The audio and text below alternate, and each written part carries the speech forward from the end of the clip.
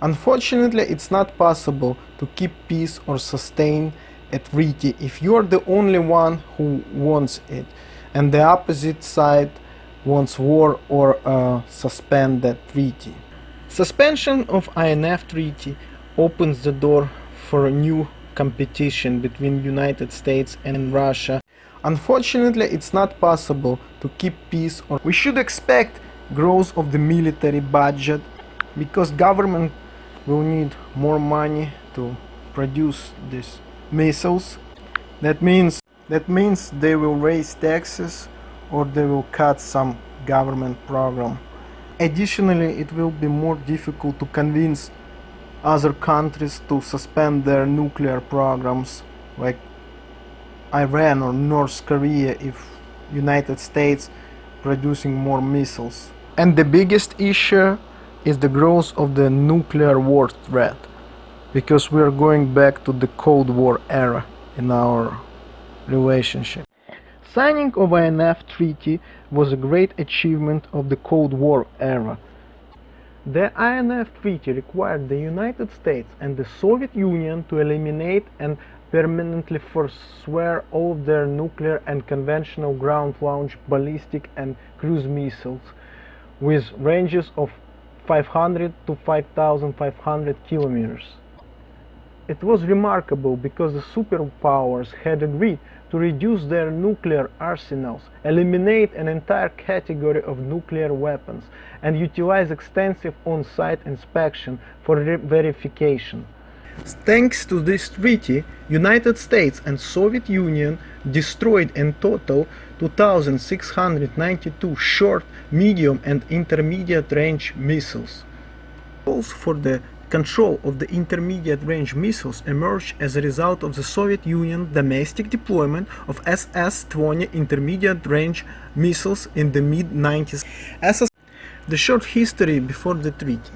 US calls for the control of the intermediate range missiles emerged as a result of the Soviet Union domestic deployment of SS-20 intermediate range missiles in the mid-90s. Previous SS-4 and SS-5 Soviet missiles had single warhead. NATO responded to this new Soviet missile deployment with what became known as a dual-track strategy. It was a simultaneous push for armed control negotiations with the deployment of intermediate-range nuclear missiles. In the beginning, negotiations were unsuccessful repeatedly, while US missile deployments continued in the early 1980s. Negotiations started to show progress when Gorbachev became the Soviet General Secretary in March of 1985. In the beginning, negotiations were unsuccessful repeatedly, while US missile deployments continued in the early 1980s. Negotiations started to show progress since this treaty covers intermediate range nuclear missiles from 500 to 5,500 kilometers. These missiles were threatening European allies of the United States and the Soviet Union, because United States is too far for these missiles. From the economy standpoint, it was much more beneficial for the Soviet Union because of the economic problems back then in the USSR. They decreased by some extent spending on their huge military production programs. The INF Treaty's inspection protocol required states to inspect inventory of each other's intermediate range nuclear forces 30 to 19 days after the treaty entry into the force.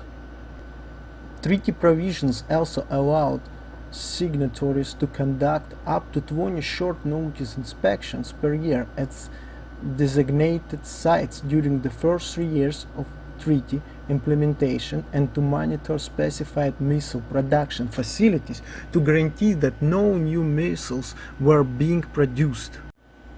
The INF Treaty's verification protocol certified reductions through a combination of national technical means by satellite observation and on-site inspection, a process by which each party could send observers to monitor the other's elimination efforts as they occurred.